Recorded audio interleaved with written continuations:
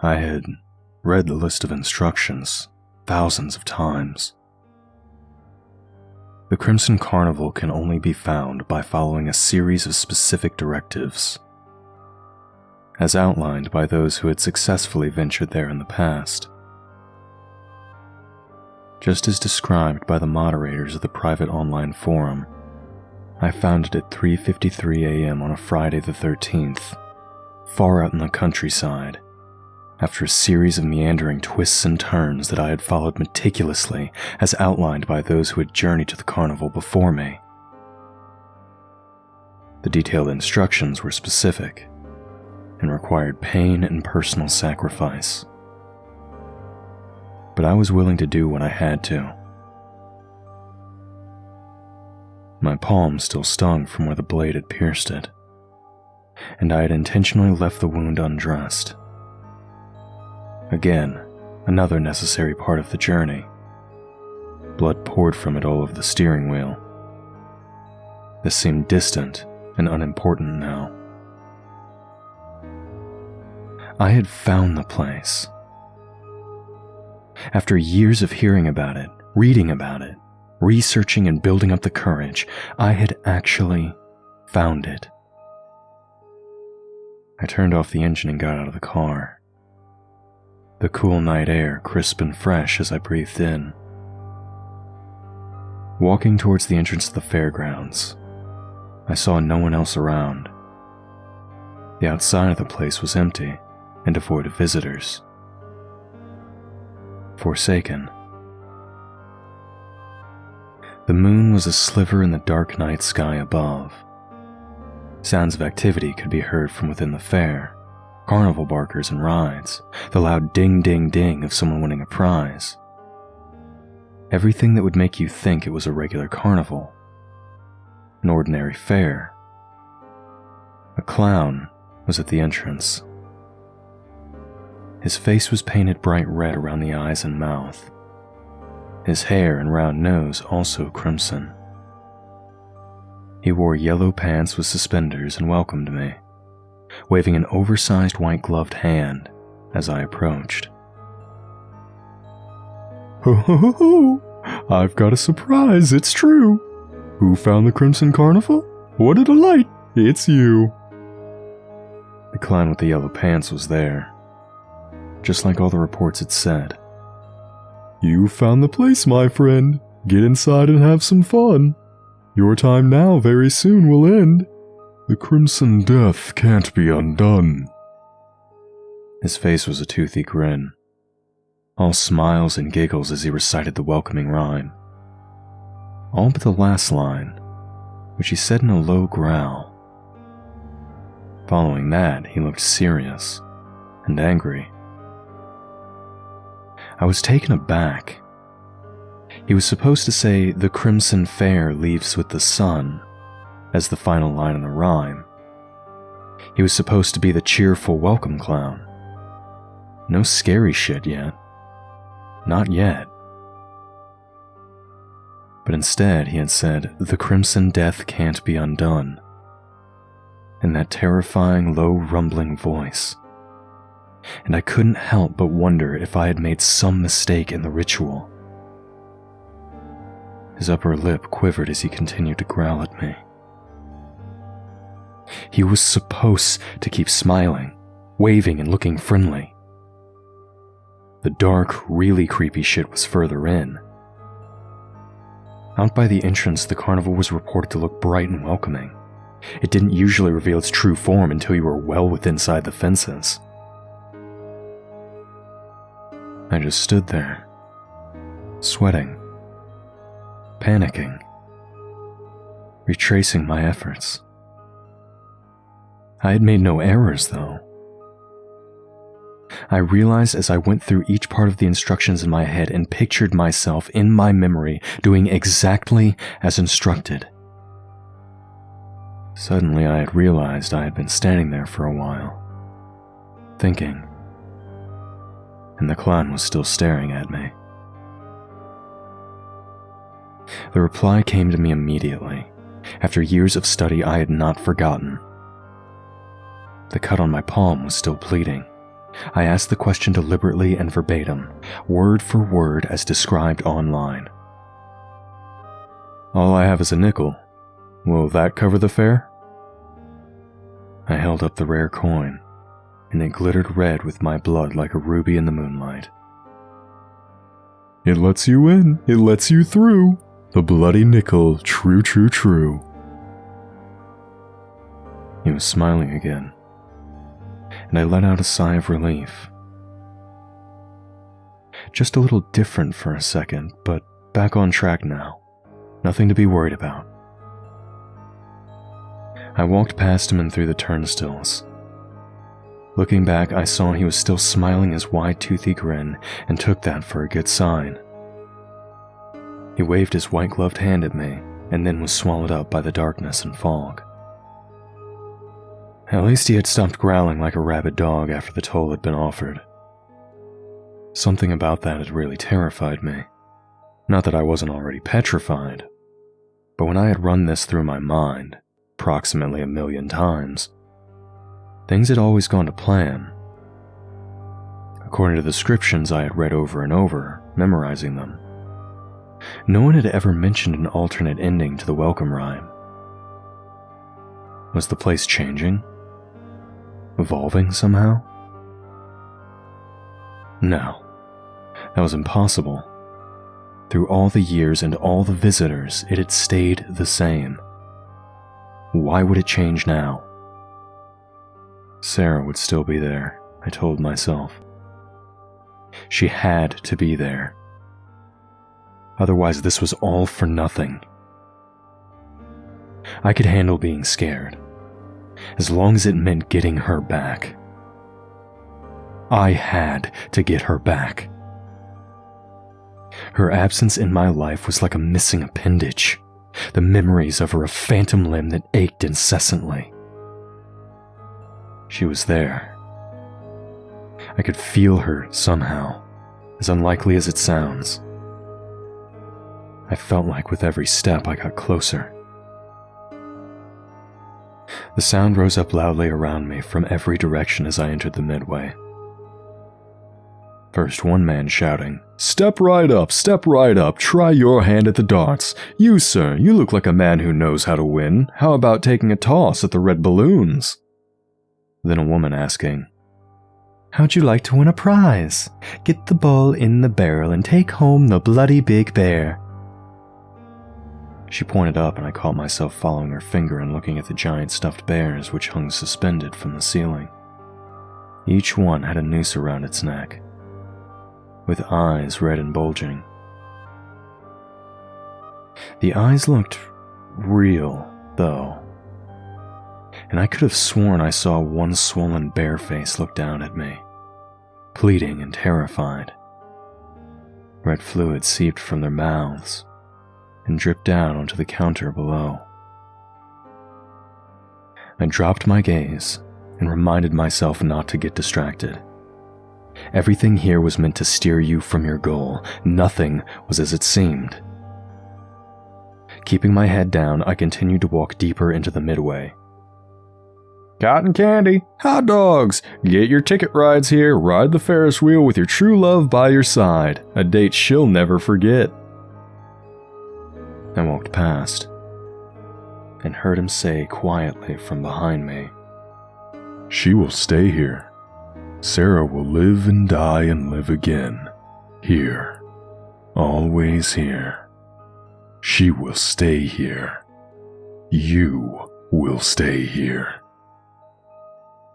My heart nearly stopped in my chest. That definitely wasn't supposed to happen. The carnival workers were not supposed to talk out of character to visitors. They were always supposed to stay in character. I tried to control myself, but ended up running over to him, fighting my anger and hatred and fury and pushing it down deep, stopping myself somehow from leaping over the counter and grabbing the man. "What did you say?" His mouth opened and closed like a goldfish, but he said nothing. "What the fuck did you just say?" "Ride the salt and pepper shaker. You'll get all mixed up until you don't know up from down."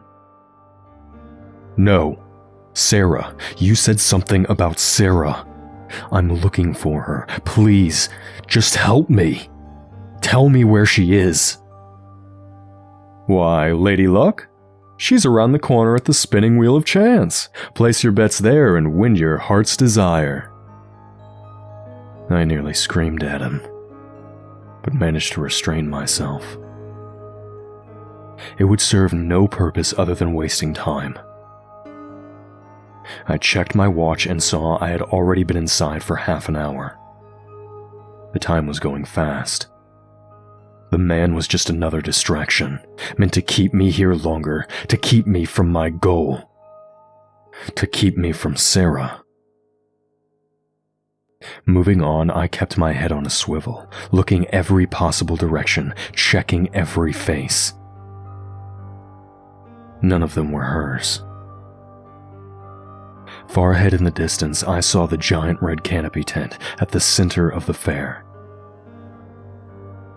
I hoped I wouldn't have to go in there. That's where all the most horrifying sights were, according to those few who had seen it and escaped.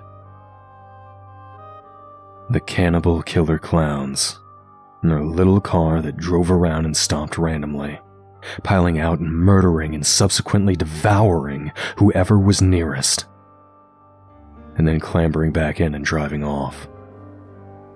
The polar bear on a unicycle that would cause similar damage during its rampages when it inevitably got bored of riding around. Chainsaw-wielding trapeze artists that swung down unexpectedly and cut you in half before you could even think to run away. And further in, at the very center, who knew?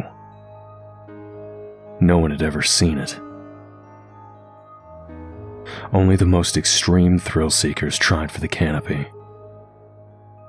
It was reserved for the most dedicated and experienced.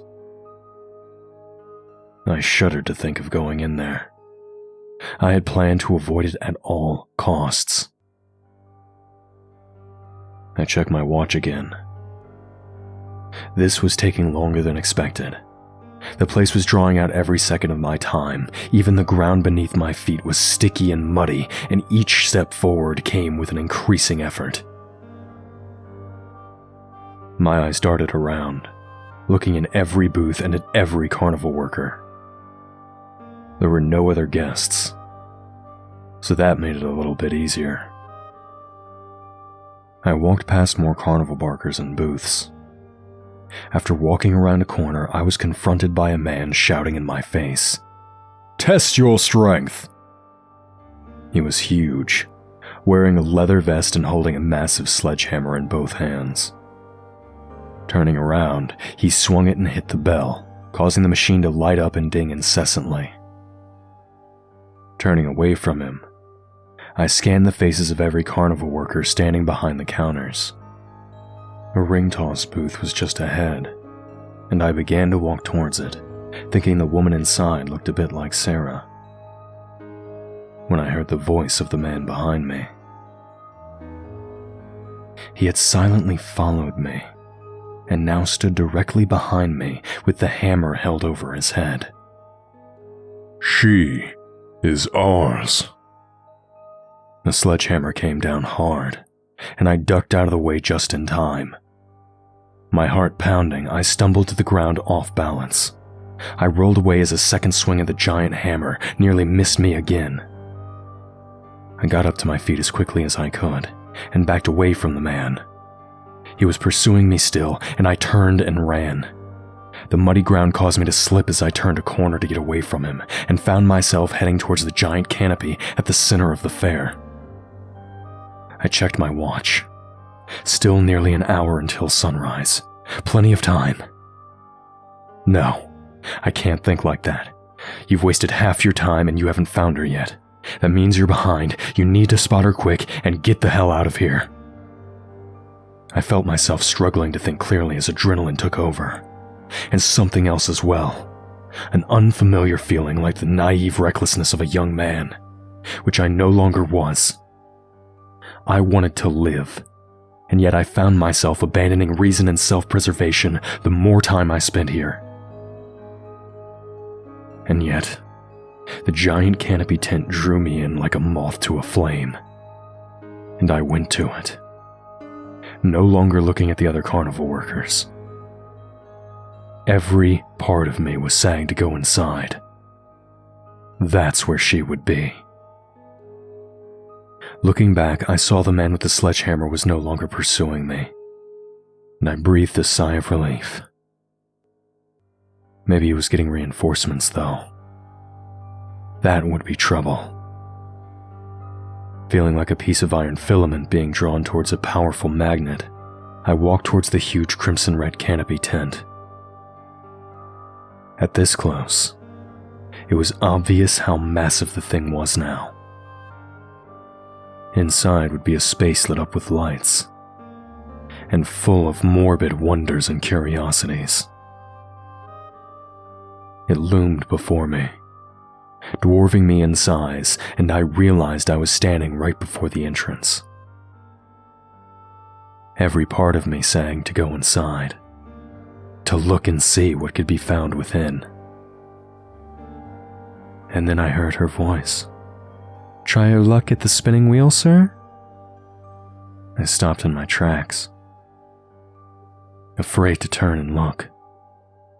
Afraid it wouldn't really be her, that it would be just some trick again, some attempt to stall me. But then I did, and it was her.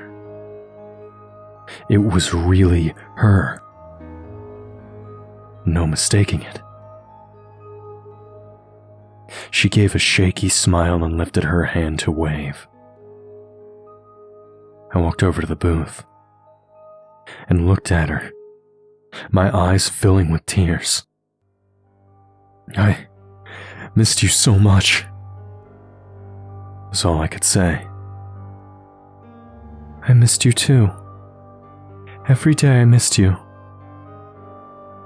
And then some other force took over, and her smile widened like it was being pulled at the corners by unseen strings, causing her to show her teeth. Her voice changed and became that of a carnival barker trying to grab your attention as you pass by.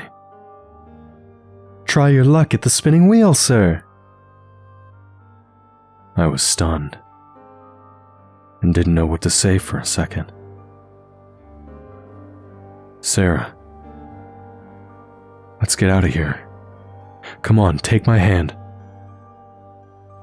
Reaching over the counter, I saw her eyes flash back to her own for a second.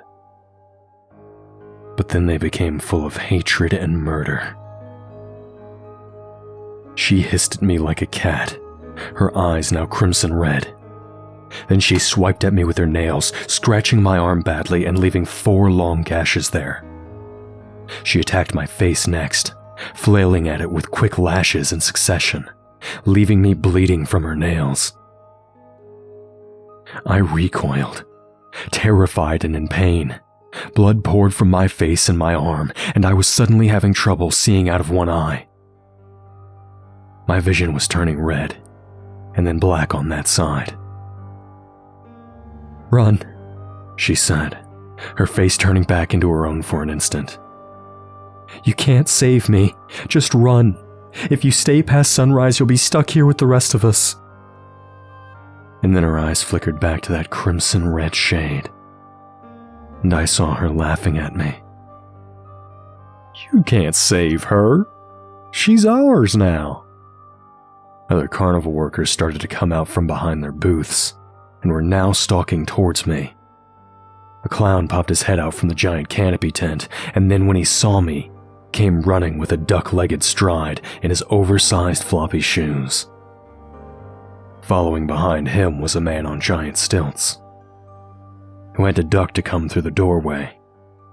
He was juggling bowling pins that were set ablaze and threw one at me, nearly missing my face with it. Sarah stayed stubbornly put where she was, as if the carnival knew that I wanted her to chase me, to come after me. But no, it had plenty of others to do that. I backed away at the sight of the bloodthirsty carnies approaching, then turned and ran back towards the entrance, my instinct to survive suddenly taking over. Running half-blind through the midway, I saw more carnival workers leaving their booths, following after me, their eyes blank and zombie-like. Looking back, I saw dozens of them now in pursuit, breaking into a slow jog and then running as they followed towards me. Increasing my pace, I felt my heart booming in my chest, sweat pouring down my face. My eyes were wide and terrified, darting around, looking for potential threats elsewhere. "Candy apple?" The elderly woman was wearing an eye patch, and as she threw the boiling hot caramel sauce at me, she smiled, her teeth rotten and black. Some of the liquid sugar hit my face and I screamed as it burned me. I knew that would scar me for the rest of my life, but didn't have time to think about it. I had a moment of pity for the woman, knowing now that she was just another victim of the carnival. The same as Sarah. No one from the online forums had ever considered that the carnies were themselves past visitors who hadn't been able to escape before sunrise. It was just assumed that they were part of the carnival itself, and had been since the start. My feet slipped in the mud, and I nearly fell as I raced past the man with the sledgehammer. He jumped up and began to chase after me with the others, carrying his heavy mallet in both hands and screaming at me. Up ahead I saw the turnstiles, and picked up my pace, seeing the faint glimmer of the sunrise on the horizon. The clown was there, appearing out of the fog once more. And as I got closer, I saw he was waiting for me. He held a small axe in his hand and chuckled when I got near. "The crimson glow can't be undone. The crimson glow can't be undone. The crimson glow can't be undone." The voices of others drawing closer from behind rose in volume, joining his. And I realized they were all very close now. I had no choice. I would have to take my chances with the clown. I ran at him full speed, knowing I didn't have much time left. Once the sun came up, I was stuck there with the rest of them. No one was coming for me. Nobody knew I was here. The only reason I knew where Sarah had disappeared to was because of her obsession with the online forums related to the Crimson Carnival. She had become more and more involved until it completely took over her life, nearly ruining our relationship in the process. Then one day, she had said she was going to find the place for herself. She had left in the middle of the night, leaving me a note while I was sleeping. She had never come home after that, and I had always regretted not going with her. She had given me the coin, saying that she wanted me to go with her, to experience it alongside her. She said not to lose it, that there were only a few left out there, and that they were exceedingly rare and valuable. But now I had lost it, just like I had lost her. The fucking clown had it. I had an idea at the last second as I ran towards him. The mud slipping beneath my feet made me think of when I was a kid playing soccer. How after scoring a goal or winning a game on a rainy day, we would slide around the grass, in the mud, celebrating. Diving forward at full speed, I landed on my belly in the muck. It knocked the wind out of me, and since I wasn't a kid anymore, it hurt like hell. But it had the desired effect. My forward momentum took me under the turnstiles, and I surprised the clown by knocking out his legs from beneath him. He went flying into the air, his axe spinning and shining in the faint light before landing a few feet away. Dozens of coins came flying out from his pockets. They landed scattered on the ground in the mud, and I grabbed a handful of them before racing off back towards the car. I heard the clown screaming at me until his voice cut out suddenly in an instant, as the sun peeked out from behind the horizon. Looking back with my one working eye, I saw that he was gone. And so was the carnival.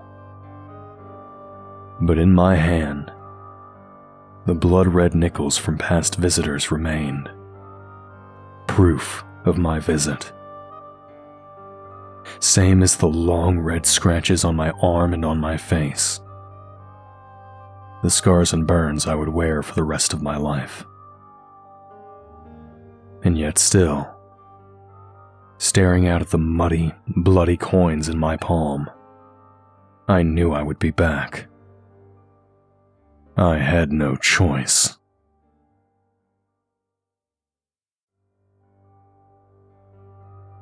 When I escaped the Crimson Carnival the first time, I knew I had to go back. It didn't matter that I had almost died, that I had been badly injured, half blind, and burned. Sarah was there. All these years I had felt certain, but had no way to prove it. As it turned out, I had been right all along. She had found the place, and it had trapped her there, along with hundreds of others, thousands maybe. The secret ritual needed to get into the place was shared via an online forum. And now I had real suspicions about who had planted those tips. I had the feeling very few other people had actually been there and escaped. The only reason I'd gotten out was that Sarah had seen me and warned me about the true nature of the place. Even then, I had barely made it. It had me in some sort of trance, I realized. The time had passed quickly at first, but the longer I stayed, the more it sucked me in and consumed me, hypnotized me. I went home and immediately read the sticky post from the moderators at the top of the main page. After scanning it again, there was no doubt in my mind the whole website was a trap being used to lure people in. Here's what it read. Crimson Carnival moderator tips. Don't worry about tracking the time too much. Although the Crimson Fair leaves with the sun, that doesn't mean you have to find your way back to the exit before that. Most people stay and watch as the carnival evaporates like smoke at the break of dawn. The grand finale of the fair, as it were. Speaking as someone who has seen it, I can tell you, it's quite a sight and not to be missed. There were plenty of other tips as well, some useful, but most were outright dangerous in retrospect. The whole thing was just a ploy to get people to go to the place, it seemed, to trap them there. And it had worked. Judging by the looks of the midway, filled with entrapped workers, the bait was working, and the carnival would continue to grow. Unless someone stopped it. I suddenly had a vision, thinking about the giant red canopy tent at the center of the place. I pictured a massive beating heart in the middle of it, veins and arteries extending out from it, feeding poison to the entire place and everyone trapped there.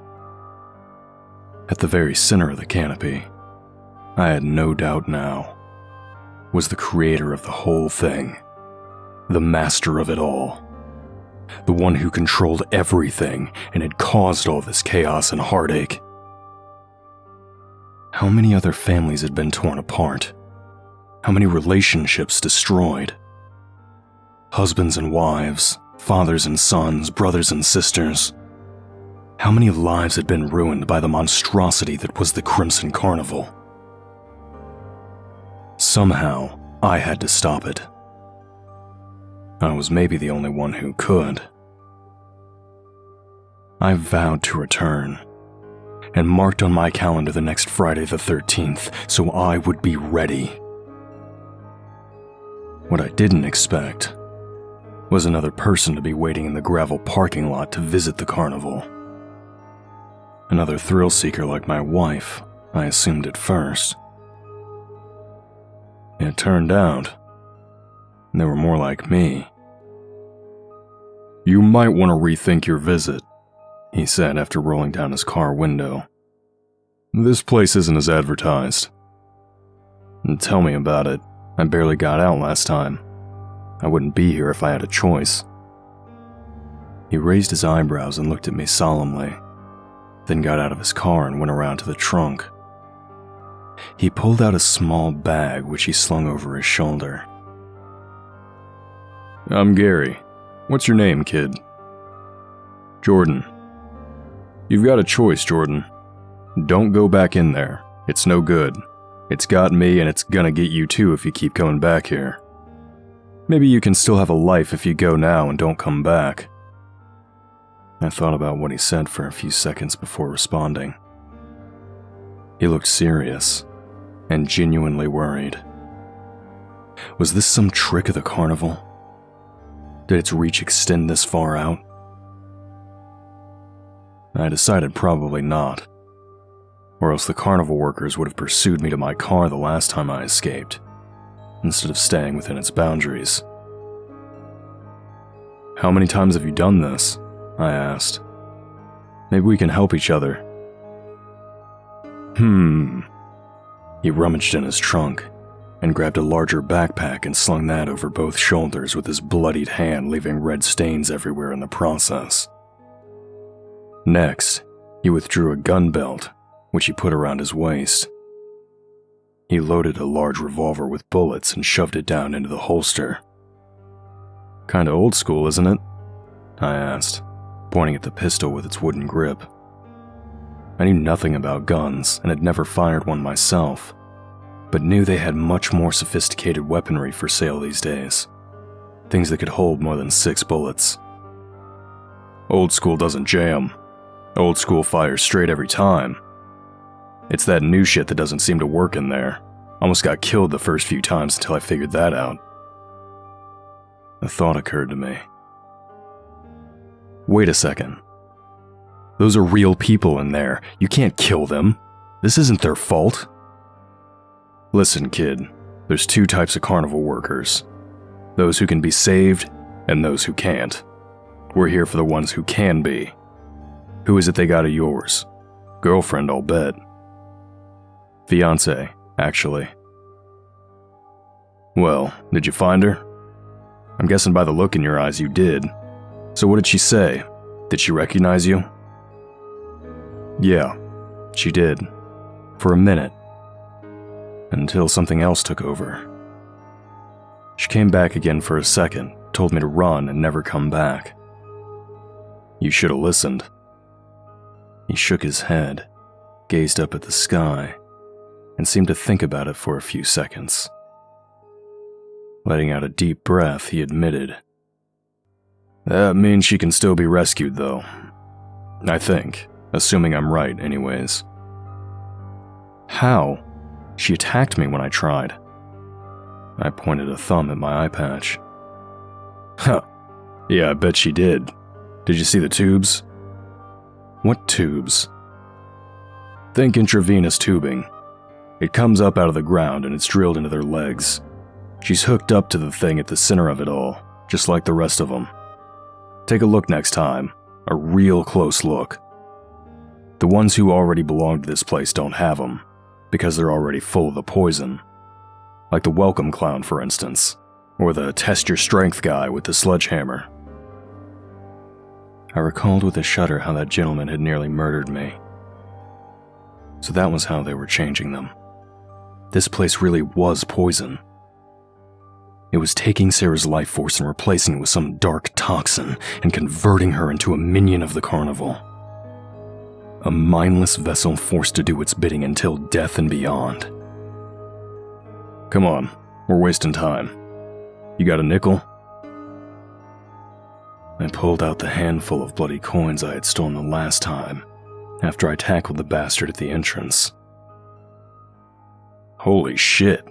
Maybe I underestimated you, kid. What did you do, kill the welcome clown or something?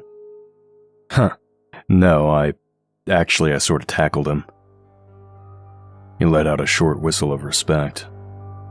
Alright, let's do this. You got a weapon? I showed him what I brought with me. He laughed pretty hard at that. Oh shit, you're serious. I nodded and walked forward, approaching the welcome clown. The clown seemed not to remember me. He was jovial and happy again.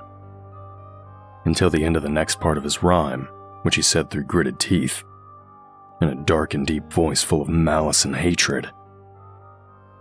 You found the place, my friend. Get inside and have some fun. Your time now very soon will end. The Crimson Death can't be undone. Bang! I looked over in surprise to see that Gary had shot the welcome clown in the head.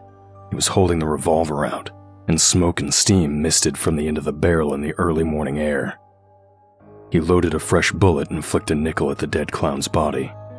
I couldn't help but notice the hatchet the clown held in his hand, concealed behind his large baggy pants. I did the same as Gary, tossing a nickel from my shaking, bloodied hand. We had both cut our palms before arriving at the place, and now began to wrap them in makeshift bandages as we proceeded through the turnstiles. Well, that should make it easier to get past him on the way out, I said, still in shock. I learned a while back that the ones who belong in this place don't die. It doesn't matter what you do to them. They aren't human anymore. How the hell do you know? What if we can kill the thing responsible for all of this? Maybe we can bring them all back to reality. He opened his mouth to say something, and then closed it again. It appeared he hadn't thought of that possibility.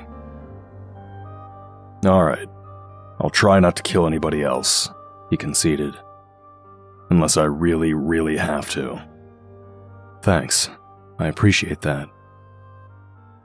As we got into the carnival, I looked around in surprise to see that none of the stalls were the same as the first time. It was like we were in a completely different midway. Shoot out the star and win a prize, a man said from a nearby booth, where air rifles were set up on stands and positioned to point at crimson red stars drawn on paper. I saw a ring toss booth, another with green glass bottles lined up on the floor, and rides just ahead to the left where previously there had been food stands. What the hell's going on? It's all different. Yeah, the place changes every time, Gary said, pulling something out of his bag. I saw it was a map. It showed a star with 5 points, a circle around the outside of it. A pentagram. It's a giant star. The pentagon at the center is the canopy tent. The circle around the outside is the fence. Every time you come back, it spins around, and you get a different entrance. The clown stays the same. He never changes, no matter which entrance you come in through. I saw writing on the map, and realized he had put little symbols in places. A Ferris wheel, an apple, a balloon, each on a different part of the star. This is the section with the rides. See the Ferris wheel symbol? He pointed up ahead, and I saw the giant wheel, lit up in glowing red just ahead of us. Do you remember what you saw when you came in last time? Well, let's see. There was the sledgehammer guy, can't forget about him, and the darts game where you try to hit the balloons. Sarah was at the spinning wheel of fortune near the entrance to the canopy, I remember that. His eyes lit up and he smiled, looking relieved. Well, ain't that a coincidence? Looks like we're headed to the same place. My partner Bruce is over at the ticket counter in the area, so we can stick together if you want. Help each other out? Sounds good to me, I said. You seem to have this place pretty well figured out. I wish. Every time I come here, it manages to surprise me. We were walking the whole time as we talked, and proceeded past the Ferris wheel and the Kraken, the Gravitron, and a mini roller coaster. Our route took us near the entrance to the funhouse, and that was where things began to go downhill. Just as we were walking past the stairs leading up to the place, I noticed that the entire carnival had gotten quiet suddenly. No one was shouting at us to visit their booths. The rides had all stopped, and so had the music. All I could hear was the sound of our footsteps in the mud. And then others started joining in, getting louder as they neared us. Suddenly, there was a dozen carnival workers approaching us from all sides. They walked towards us in unison, silently, and their eyes glowing red in the darkness. Shit. They've never done this before. I don't think they like that we're teaming up. I looked back over my shoulder and saw more coming from that direction. The only way to escape was the stairs and into the funhouse. We both went that way without thinking as they closed in on us from every direction. Once we got inside, I was immediately disoriented. I felt the reflective walls with my hand and followed after Gary, trying not to lose track of him. The first section was a maze made of mirrors, and I found myself running headfirst into a few of them, causing my nose to bleed. The shapes of them made everything warped and distorted. My absent left eye was not helping, thanks to my newfound lack of depth perception. Ow, fuck! You alright back there, kid? He asked. Yeah, just great. Are we almost at the exit of this place yet? Not sure. I haven't been in this one before. I heard footsteps in pursuit behind us, and my heart began to hammer with fear again. They were following us closely, and by the sounds of it, they knew this place a lot better than us. Hurry, they're right behind us, I said, pushing him forward. Finally, we got out of the disorienting darkness of the House of Mirrors and arrived at the next section. The walls and floors were slanted, and I stumbled trying to walk towards a door that seemed further away than it actually was. The lines on the walls didn't help, as they seemed purposely drawn in such a way as to confuse the eyes. A strobe light began to flash, making me feel even more sick and disoriented as we stumbled along through the wonky space. I saw the corridor was narrower the further along we went, until I was breathing rapidly with increasing panic and claustrophobia. Soon, we were on our knees, crawling through the tight space. And then we began to slide without warning downwards, and around bending corners like a spiral slide in a water park. Only this one had no water, and I found my knees beginning to burn and ache from the friction of movement. We picked up speed and began to go up and down in wave-like motions as the slide became steeper and steeper. Faster and faster until the walls were a blur and I felt my stomach drop sickeningly with each rise and fall of the floor. Finally, we reached the bottom, and I felt completely weightless, sailing off a ramp and flying through the air, screaming, to land in a giant ball pit. At first it was a relief, since I didn't die from the impact of my fall. But then I began to sink and kick, trying to find the bottom. It wasn't there. Oh fuck, I don't like this. I looked over and saw Gary panicking as well. The ball pit seemed to have no floor underneath it. You had to actually swim in it to stay afloat, pushing off against the resistance from below to keep your head above the surface of it. I can't swim, kid, he said desperately. Help! His head went under, and he flailed and kicked and came back up again, his face red and looking deprived of oxygen. Shit, just pretend you're on a bicycle, Gary. Kick with your legs and, I don't know, make some kind of arcs in front of you with your hands, okay? You can do it, just keep kicking and moving your arms. I could see his head going beneath the surface. I knew if I went to save him, I would be dragged under with him. People drowning usually have a tendency to take other people with them, unfortunately. Come on, Gary, this way, I said, trying to lead him away from the slide and towards solid ground off in the distance. There was a sign marked exit that way as well. We're almost out of here. His eyes became large all of a sudden, and his head disappeared below the surface in an instant, as if something very large and strong had just grabbed him by the ankle and dragged him from below.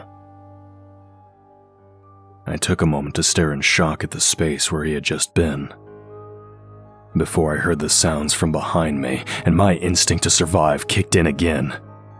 I started to swim out of the ball pit and towards the exit, just as the carnival workers came careening down the slide. I saw knives and axes and other weapons glittering in their hands in the dull light. Kicking with my legs as hard as I could, I swam towards solid ground to the ball pit.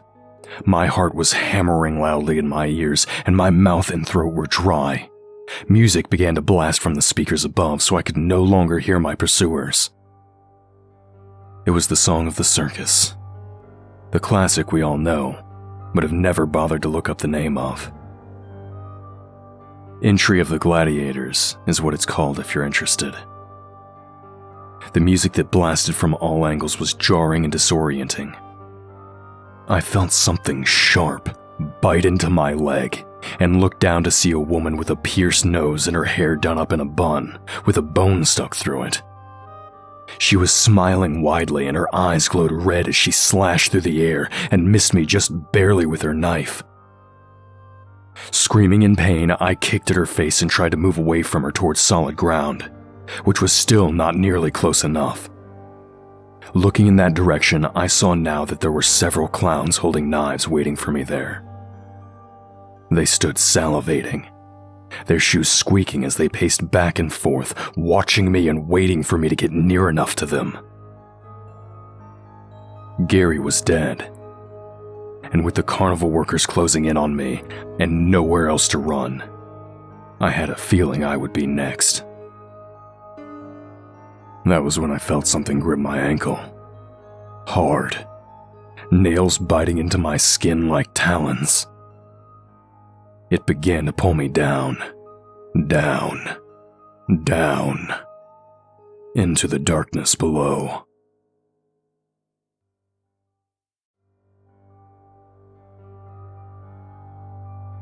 As I sank down into the darkness below the ball pit, I began to hyperventilate. I was having trouble breathing, feeling suffocated as if I were drowning. My heart pounded faster as my mind raced. All light evaporated from the space around me, and I was cloaked in blackness as I descended further from the surface, feeling increasingly desperate and trapped. The thing gripping my ankle was tearing strips of flesh from my leg as I struggled and kicked, trying to get away. I could feel its skin, rough like sandpaper, but it was silent and made no noise as it dragged me downwards. Then, it suddenly let go. I fell down through the air and landed on a tile floor. I looked up and saw the colorful balls floating and dancing above me on the ceiling, defying gravity as if there was nothing but air to hold them aloft. I looked around, terrified, for the thing that had grabbed my leg and brought me below, but saw nothing. I was in a dark space with checkerboard patterns all over the walls, floors, and low ceilings. Another part of the funhouse, I guessed. The creature that had dragged me down there probably lived in the ball pit, and I guessed that its purpose was to bring people down here to this disorienting space below. Gary? No response. There were several doorways leading different directions, and I started walking towards one of them. Looking inside, I saw a space that was exactly the same as the one I was in, like a mirror image. Gary? I spun around as I heard laughter and the sound of feet dropping down to the floor. Somehow I was unsurprised to see the carnival workers and clowns who had been pursuing me had followed me down below. They spotted me instantly and began to race towards me, their large knives held high above their heads, smiles plastered on their red and white painted faces, their crimson eyes glowing in the dim light. I turned and ran, not knowing where I was going exactly, just ducking through one disorienting doorway and then another and another. Much to my surprise, the third doorway I went through brought me back face to face with a clown holding a butcher's cleaver. The doors didn't follow the ordinary laws of physics, it would seem, and it brought me back to my would-be murderers instead of allowing me to escape them. This was despite the fact that I had run very much in the opposite direction away from them. The jester grinned and laughed, his rotten yellow teeth and blackened gums showing as he chuckled. "Hello, little bug. You can try to get away, but good luck escaping. Those blood and guts aren't yours. They're ours for the taking." Instead of using the sharp end of the cleaver as I had imagined he would, he took the back side of it and whacked me across the forehead, knocking me out cold. As I was unconscious, I had another vision, even more vivid and real than the last. I was standing before the great beating heart at the center of the Crimson Carnival, exactly the same as last time. Only this time, it was bigger. It was the size of a school bus now, and had grown larger since my last dream. It hung suspended from the ceiling of the great canopy tent at the center of the fair. It was beating loud and heavy, like a massive drum. The muscle contractions were enormous and labored, terrifying and apocalyptic. Holding it aloft were the veins and arteries which pumped poisonous blood to the inhabitants of the place. The massive heart beat so loudly it pierced my ears, like a jet airliner taking off right next to me. Only it was a dull thud that hurt my brain as well. The heart extended a group of blood vessels towards me, and they enveloped me like vines, wrapping around my arms and legs, then my midsection and my face. They went up my nose and into my eyes and dug their poisonous tips into my skin, pumping the toxic waste of the carnival into me, making me one of its minions forever. My eyes snapped open as I awoke and looked up to see I was in the center of a ring like in a circus. There were empty benches all around, extending up to the great dizzying heights above, and a spotlight shone down brightly from the ceiling far up in the distance. I stood and looked around in wonder, realizing I was in the very center of the canopy now. There was no great beating heart as I had imagined in my dreams, but it had felt so real. There was a man approaching, his soft footsteps echoing in the enormous space. He was dressed like a ringmaster in a circus, and was wearing a red military-style shirt with gold epaulets, embroidery, and buttons down the front, a black top hat and pants. He sauntered forward and I saw that he carried a whip in his hand. It was a cat o' nine tails, and the tips of it were branched outward like capillaries of a vein. "Welcome," he said, walking towards me. His eyes were crimson red and flickered like fire, showing no emotion. Who are you?" I asked. "I created this place. It's my home. At least for the last 100 years or so. I always loved carnivals, you see. They might just be the best thing you humans ever came up with. They're full of games and gambling, drugs and debauchery, guns and candy, dizzying rides, and delicious deep-fried fatty foods. All it took was a bit of creative design work to make a symbol that could be used for a purpose. For us demons, this is what you'd call a place of power. That's why I set up this whole thing. I mean, when you live forever, the world can get sort of boring, and it's tough to find anything interesting to do. So, you're not gonna mention the part about you stealing their blood? What's the purpose of all that exactly? No, you've been talking to Gary, haven't you? That son of a bitch is gonna get it one of these days. Alright, enough questions. This isn't a Bond movie. I'm not gonna give you all the answers. You've gotta at least work for it a little bit. Tammy, teach him some manners. A massive red tiger with black stripes suddenly jumped out from the shadows and pounced on me, landing on my chest and knocking the wind out of me. I couldn't breathe as it stood atop of me, and its face came closer to mine, large fangs exposed with drool dripping from its maw. It roared loudly, its mouth opening wide, and for a second, I was so terrified I nearly lost bowel control. The ringmaster cracked his whip, and the tiger retreated off of me, doing quick predatory circles nearby and growling at me. Tammy, that's no way to treat our guest. And you are a guest still. It's not quite sunrise yet. You've still got time to get out, Jordan. You can try to make a run for it, you know. I won't stop you. Really? Nope.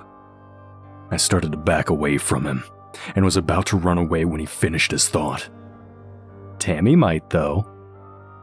I sighed and slumped my shoulders. Looked like I was going to be trapped with the rest of them. Maybe they would put me in a stall close to Sarah at least. What the hell do you want? Oh, I thought that would be obvious by now. Your blood. I want your blood. And your body. And your soul. You're mine now. Just like the rest of them. It occurred to me that I hadn't checked to see if the clowns who had captured me had taken my weapon from my jacket pocket. Not that it would look like much of a weapon to the naked eye. Plus, I had put it in my secret pocket.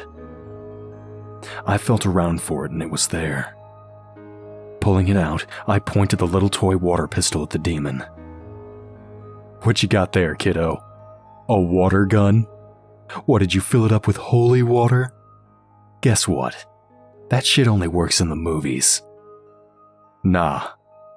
I filled it up with gasoline. His eyes went wide, and he opened his mouth to scream something but was too stunned to speak. I shot him several times quickly with it, and then pulled out my Zippo. It lit on the first strike, and I shot the gasoline through it, catching it alight and sending a beam of fire towards the ringmaster.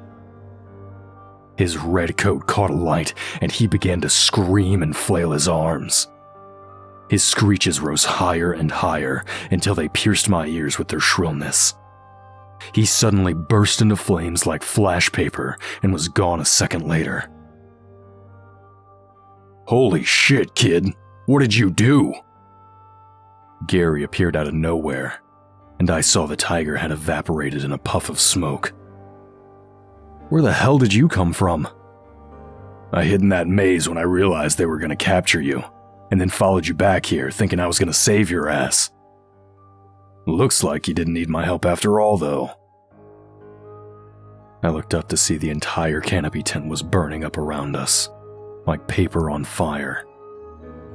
It started at the peak where the spotlight had been, and instead of that light, the night sky appeared instead, and the soft glow of the stars and moon. As the canopy tent turned to ash around us, the flakes of it drifting up as embers into the night sky above. we saw a couple people standing around, looking confused and anxious. "Where am I?" a woman nearby asked. It seemed that none of them remembered what had happened, and when I told them, they scoffed at me. "Is that supposed to be some sort of joke?" she asked, sounding angry. I realized the place still had some power over them, as we walked away from there towards where Gary suggested Sarah would be. There were a few, but not nearly as many as we had seen in the carnival. Clearly, most of the inhabitants of the place had not been saved by our actions. Most of them had disappeared when the place had burnt up, and I hoped that they were at least free now. I imagined their souls drifting up into the night sky with the burnt-up ashes of the place, the embers that drifted away in the wind. That was when I saw her. She looked cold in the chill air, hugging herself and warming her arms. Her round glasses were fogging up, and her long pink hair blew around her face in the breeze. "Sarah!"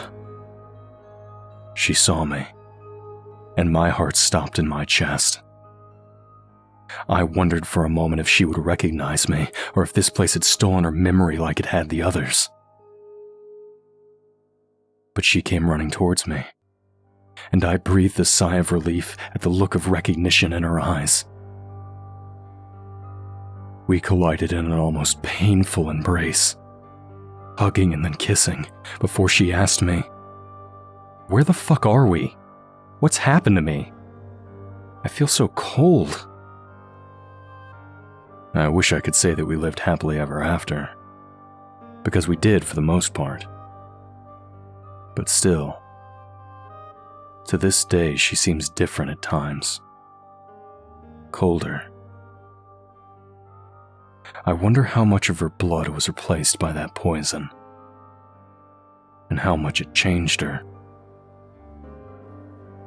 Sometimes, I wake up in the night and see her standing over me, smiling. She murmurs in the darkness, and I can just make out the words, "Spin the wheel of chance, sir. Take a spin and win your heart's desire."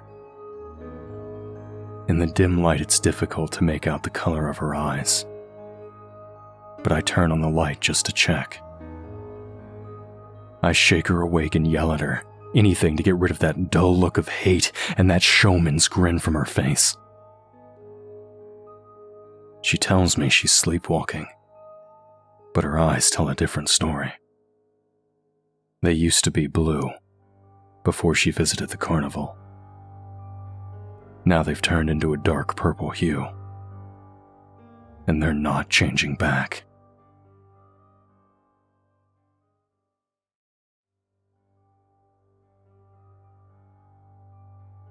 Sometimes, life just doesn't work out as you'd planned.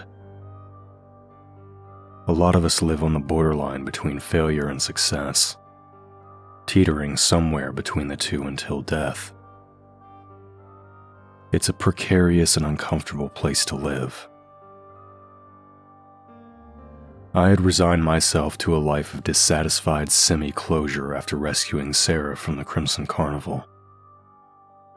Sure, she wasn't quite the same, but we had our good days. A few cold stares and some sleepwalking in the night wasn't so bad. Her personality was different. She was less sympathetic and quick to anger. But for the most part, she was the same old Sarah who I had known before she had disappeared. The strangest part was, she claimed to remember nothing about the carnival. She said it was like a black space in her memory that she couldn't get back, no matter how hard she tried. I suggested therapy and other ways she could unlock the suppressed memories, but she refused. becoming more and more upset every time the subject was brought up. It got to the point where the mere mention of the carnival was enough to send her into a fury. She would swear and scream, saying I didn't love her anymore. She would throw things and slam doors and cabinets, causing me to become worried for her safety at times. She was so upset. It wasn't until she finally let it slip that I realized why she was getting so mad. It was at the tail end of one of our arguments, and she muttered, "I don't remember it, but every part of me wants to go back there. Wherever there is. It's pulling at me. Do you know what that feels like? To be told you can't have something when it's all you want in the world?" I tried to ask her to explain, fighting back feelings of hurt and betrayal. But she refused to say anything more on the subject. 2 days later, I saw her talking on the phone to someone, and she hung up quickly when she saw me coming. I didn't really believe her when she said it was just someone from work calling to ask if she could come in early the next morning. The look on her face said otherwise. It was no coincidence that Friday the 13th came around once again soon after, and I was awoken that night in the late hours by a phone call. It was Gary. "He's gone. I think he's gone back to that place." I rubbed the sleep from my eyes and sat up. Looking beside me, I saw that Sarah was gone as well. "Sarah's gone too," I replied. "Why would they go back there? We destroyed it. The whole thing burnt to the ground. They're just going back to an empty field in the countryside." He was breathing heavily, and I could hear that he was running. "I'm coming to get you. Don't go anywhere. Just wait for me there. They did the ritual already. I followed them out to the field where the place was, and it's back. The Crimson Carnival is back." I looked at the clock and saw it was still early enough, and realized what he wanted to do. He wanted to go back there, and he wanted me to come along as backup. The four of us had become close since escaping the Demon's Fairgrounds. All of the insanity involved in the experience had been too far-fetched to talk to anyone else about, and we had found ourselves becoming friends after our traumatic near-fatal experiences. Sarah and Bruce became a pair, I noticed, while Gary and I would talk about things from our perspectives and try to remind them of what happened. Bruce's memory had been completely wiped clean of any recollections of the carnival as well. Soon, he also became reluctant to talk about the experience, getting quick to anger at the mere mention of it, the same as Sarah. Shortly afterwards, the four of us stopped talking as frequently.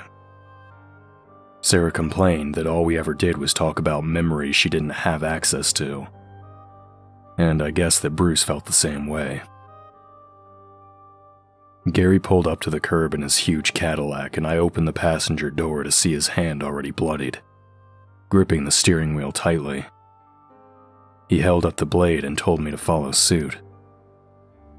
Something felt very wrong about it, but I had no choice. We had to follow them, stop them from going back inside. I couldn't bear to lose her again. It felt like I had just gotten her back. I plunged the blade into my palm and couldn't help but notice the faintest hint of a smile play across Gary's face as I did so. We drove out into the countryside and took the meandering twists and turns that were required. Gary knew them all well from his previous journeys. The whole time, I felt as if I were in a nightmare, but I knew that I wasn't. I felt like I was no longer in control, and struggled to turn and address the man sitting next to me. He looked like Gary, but he no longer was Gary.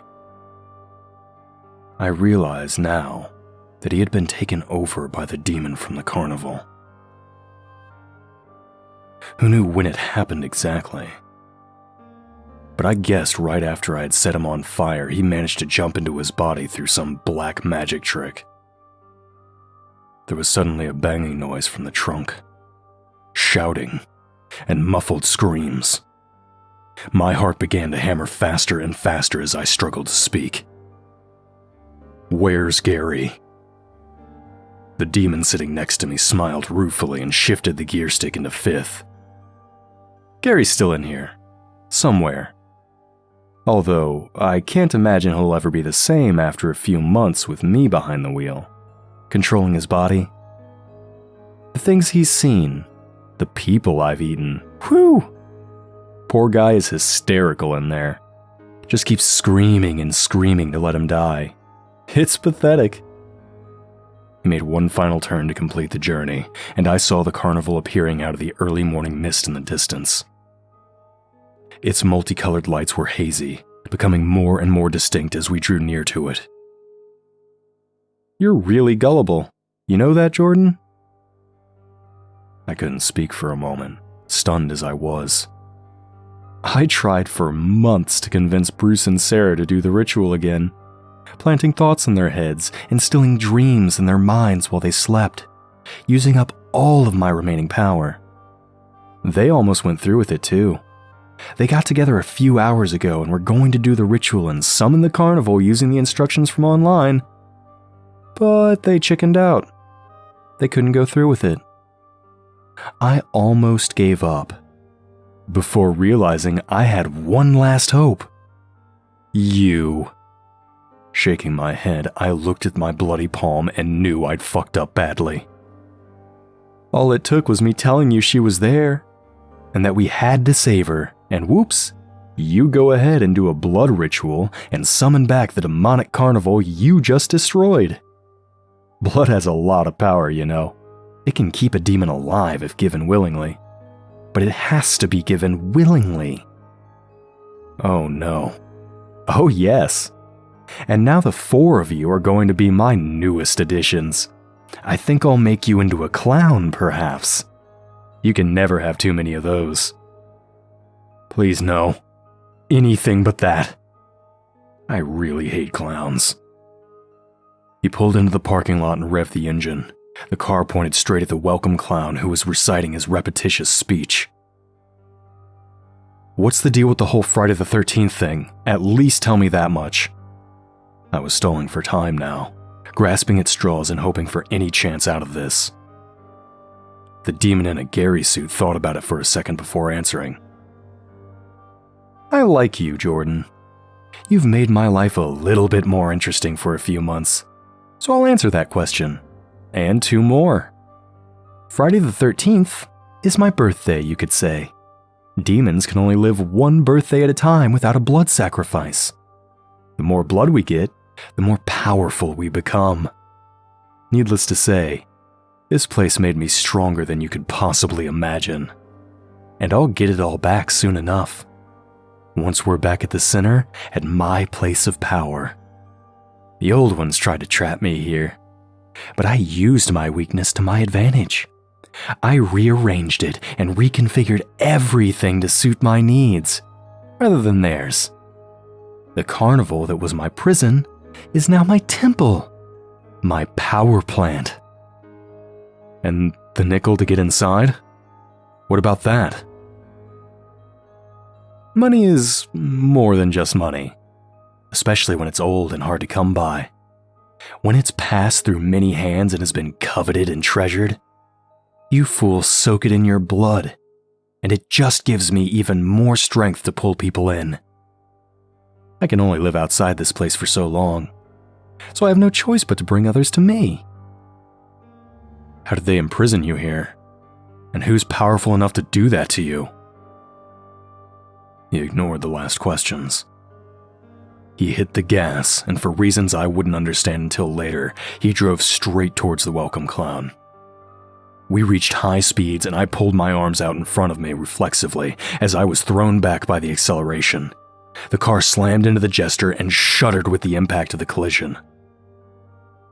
I heard a loud thud, and the clown was up on the hood of the car, onto the windshield, which cracked as his head banged into it, and then was over the top and gone.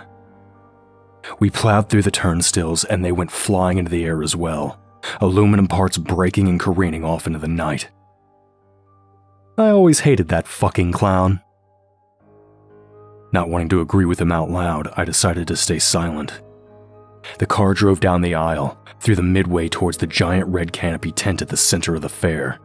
As we got closer, I realized I had only a few remaining moments to make a move, to try and escape and hopefully avoid becoming trapped there for the rest of eternity. I had to do something. But what? Up ahead was the carousel, and I realized I had never ventured into this part of the carnival before. It was on another leg of the star which spun around so that every time you entered you saw a different section.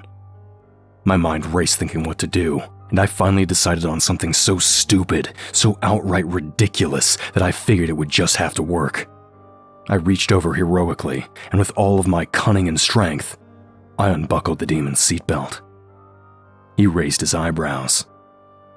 "That's your master plan? Really? I figured you'd try something, but I mean, come on. What's the point of that even?" It appeared he was considering leaving it unbuckled, but then decided it might be part of some larger effort on my part and began to buckle it back up. Just for a moment, he took both hands off the wheel, and I took my opportunity. I grabbed the steering wheel and heaved it to the left towards the carousel, just as we were about to go past it. The car veered to the left, and I saw the look of surprise on his face as we slammed into the colorful painted facade below the ride. He hadn't quite managed to buckle his seatbelt back up again. Gary's face was his own, for just a second, as he registered total shock. His body flew through the air and smashed through the windshield, being thrown from the car and into the carousel. He landed on a purple horse which bobbed up and down and spun around in circles with the ride, until his limp body fell off to the floor. Since I had my seatbelt on, I managed to avoid most of the damage. But it was also an old car. There were no airbags, and the crash hurt like a motherfucker. I remembered Sarah and Bruce in the trunk after recovering my senses, and grabbed the keys, limping as I walked around to the back of the vehicle. I hoped they were all right after the collision. My hands were trembling as I unlocked the trunk and opened it. Sarah and Bruce were inside, unconscious. Shaking her, I tried to wake Sarah up, and her eyes fluttered open after a few seconds. "Sarah, are you hurt?" She shook her head, and I saw Bruce was waking up as well. Lying in the dark depths of the trunk, he began to moan and groan and come to his senses. I helped them both out of the trunk and looked up to see Gary's body still up on the carousel, going round and round with the horse, dragons, and unicorns. Music blasted from the speakers above. "We have to get him out of here. If we can keep him out of this place, he'll die. He said it himself." I pointed up to the carousel and the half-dead man up there, who was now coming to, sitting up and spitting out blood and teeth. As we started walking towards him, he got to his feet. "You can't stop me. I am too powerful for you mere mortals to control." He was stumbling and spoke like he was half drunk and concussed. But still, he was terrifying.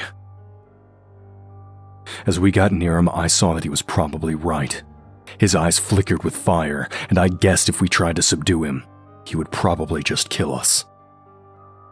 Worse yet, the carnival workers had been drawn towards the sound of the explosion like zombies, and now surrounded us and were closing in. The three of us were up on the carousel as it spun around in circles, and the demon stood on the opposite side of the ride, watching us carefully as we approached. To my surprise, the carnival workers climbed up onto the carousel and stumbled towards the demon instead of us. "What are you doing? Get them, not me, get them!" He screamed as they surrounded him and began to attack him. I realized then he had no power over them any longer. Not until he reached the center of the carnival where he was strongest, where his power was contained. Inside the canopy tent where he could feed on the blood of his slaves was where his strength lay.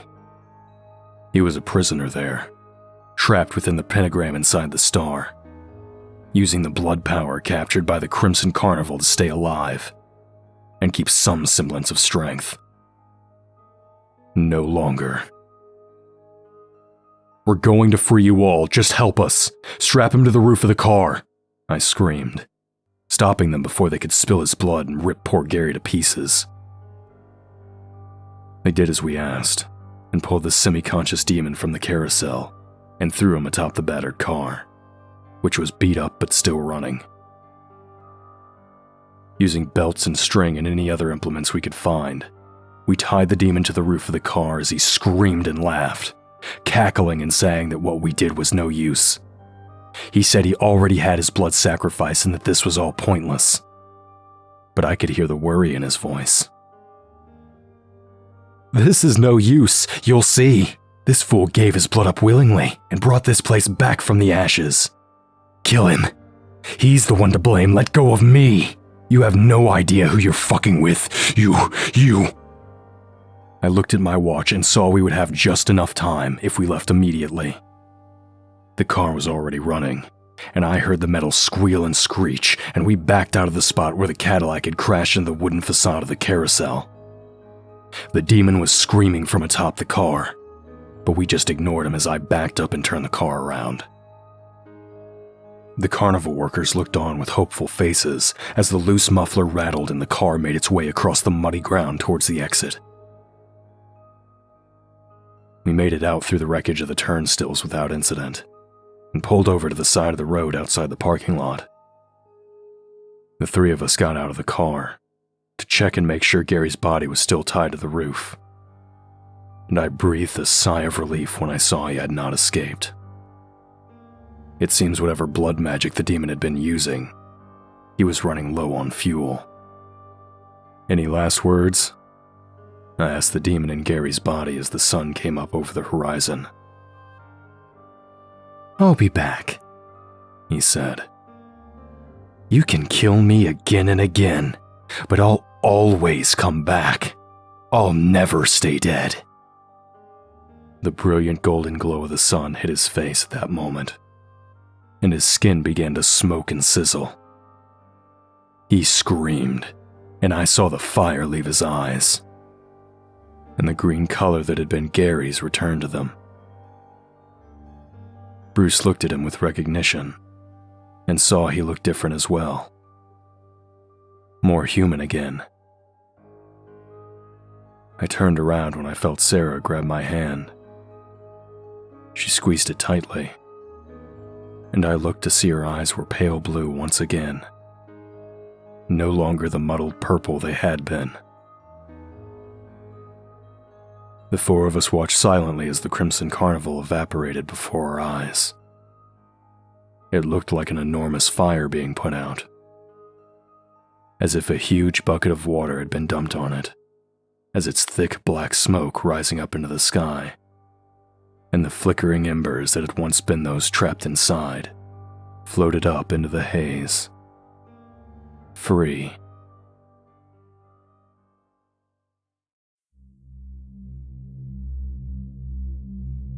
Greetings, friends and fiends.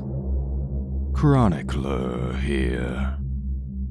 We here at Creepy Spaghet would like to thank Jgrupe for allowing us to tell their story. If you enjoyed this story, be sure to subscribe to stay updated on these terrible tales.